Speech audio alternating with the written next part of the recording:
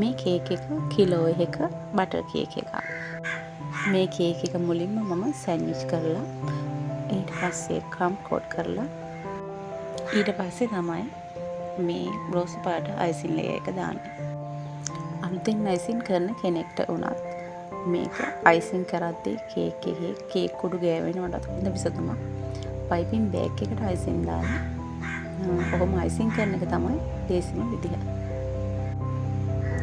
ඔහොම සම්පූර්ණ අයිසින් දාගත්තන් පස්සේ අපිට පුළුවන් කේක් එක මේ විදිහට නීට් කරගන්න.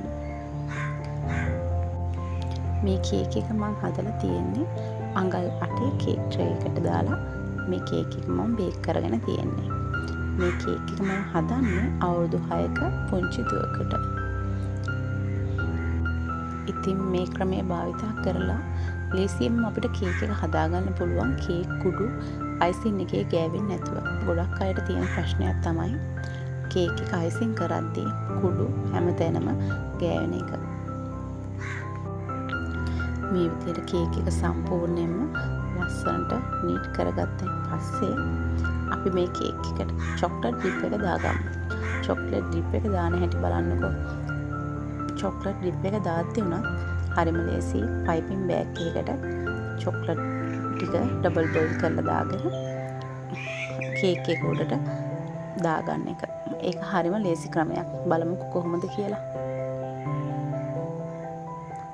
මේ විදිහට චොක්ලට් එක කේක් එක උඩට පයිපින් බෑග් එකකට දාලා වක් කරගන්න ඕනේ.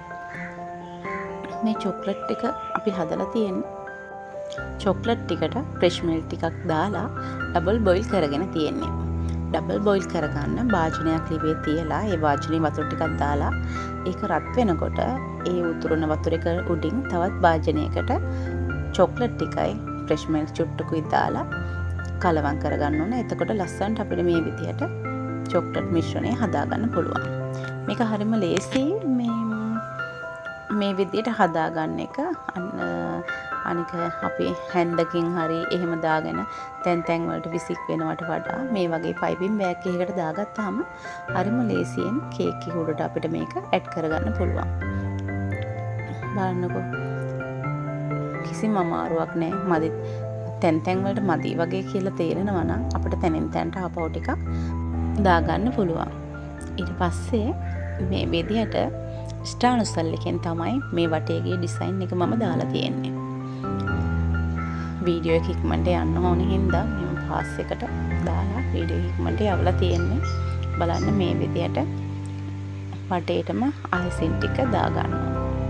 මේක ගොඩක් ලස්සන සිම්පල් ඩිසයින් එකක්. ගොඩක් අමාරු නෙමෙයි කරන්න.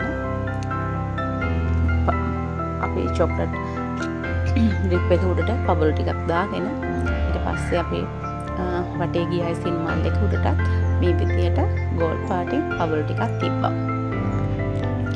බලන්න අපි හිතලා සිම්පල් විදිහට කරනකොට කේක් එක හරියම ලස්සනට අපිට හදාගන්න පුළුවන්. මේ විදිහට මම ප්‍රින්ට් කරගත්තු කේක් ටොපර්ස් ටිකක් තමයි මේ කේක් එක උඩට ඇඩ් කරන්නේ. ඉතින් මේ විදිහට ලස්සන ටොපර්ස් දාලා කේක් හදාගන්න පුළුවන්. අපිට ඕන පින්තූරේ පින්ට් එකක් අරගෙන මේ විදිහට කේක් එකට ඇඩ් කරන්නයි තියෙන්නේ. ඔන්න බලන්නකෝ අවසානයේ කොහොමද කියලා.